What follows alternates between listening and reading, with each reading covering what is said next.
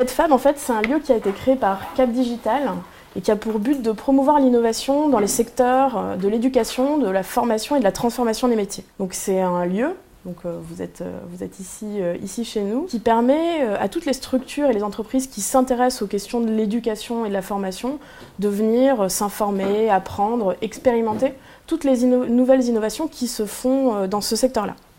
Donc si vous le souhaitez, après on pourra faire une petite visite du lieu. On a quelques salles comme celle-ci où vous êtes, on a un Fab Lab, et ce sera aussi l'occasion pour vous de découvrir ce lieu. Et en fait, chez Cap Digital, on a décidé de lancer ce cycle de meet-up à la fin de l'année 2016, en partant d'un constat qui est celui-ci. Vous connaissez peut-être déjà ce chiffre en fait. 60% des métiers qui seront exercés en 2030 n'existent pas encore aujourd'hui.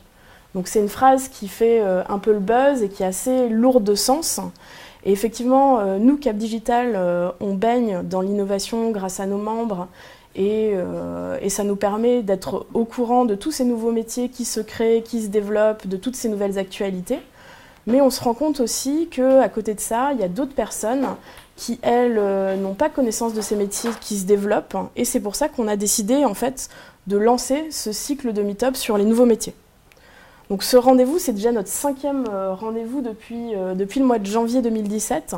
Et aujourd'hui, on est réunis ici pour parler robotique.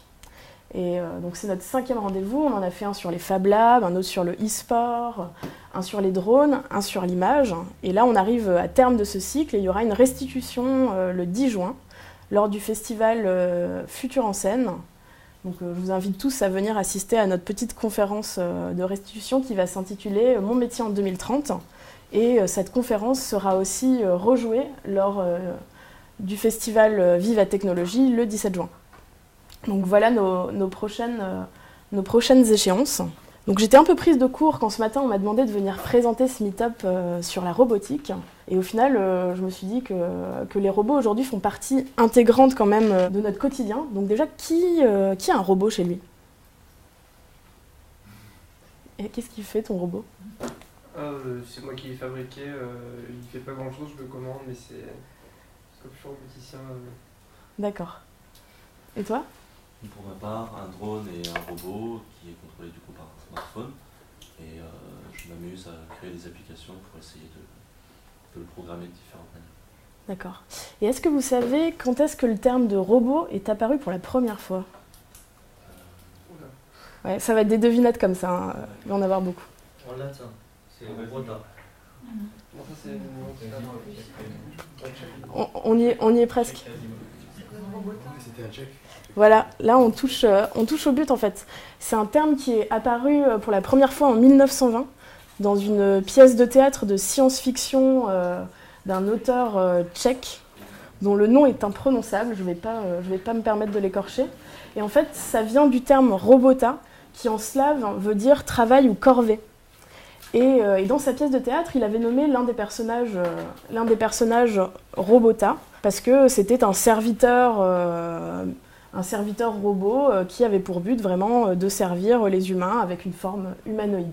Donc voilà la première fois où est apparu ce terme. Et ensuite, on va trouver ce terme de robot et toutes les formes robotisées, on va le retrouver encore pas mal de fois dans la littérature, dans l'art. Donc vous connaissez peut-être tous ces robots. Donc il y a Robbie, il y a Wall-E, R2D2, il y a même des robots qui ont plutôt une image assez dévastatrice sur la race humaine, comme dans la saga Terminator.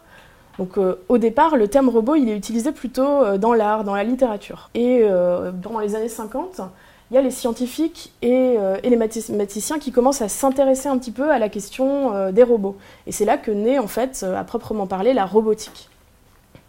Et la robotique, aujourd'hui, on la retrouve dans beaucoup de champs d'application. Ça peut être dans l'industrie, dans l'armée, dans la logistique, dans la santé, dans les services domestiques. Et c'est vraiment un marché qui est en expansion. Mais ça, je vous apprends rien si vous avez été à InnoRobot ces derniers jours. J'ai trouvé quelques chiffres sur le sujet en me renseignant un petit peu. Et d'ici 2020, le marché mondial de la robotique de service s'élèvera à plus de 100 milliards d'euros.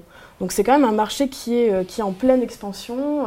Et l'Europe va représenter un tiers de la production et de l'usage de ces robots qui seront produits. La robotique, c'est un sujet qui est quand même pas mal polémique, notamment par rapport à la place de l'homme dans dans ce secteur. Et aujourd'hui, ce qu'on peut dire au final, pour mettre tout le monde d'accord, c'est que l'homme est indispensable au développement de la robotique. Et on constate aussi que sur le marché de l'emploi, les expertises de robotique sont vraiment un marché qui est en tension. Donc aujourd'hui, il y a plus de demandes que d'offres. Et il y a 35% des emplois dans la robotique qui ne sont pas pourvus actuellement. Donc c'est pour ça aussi qu'on a choisi de faire ce meet-up sur ce sujet-là aujourd'hui et de vous permettre en fait de découvrir différents métiers du secteur de la robotique.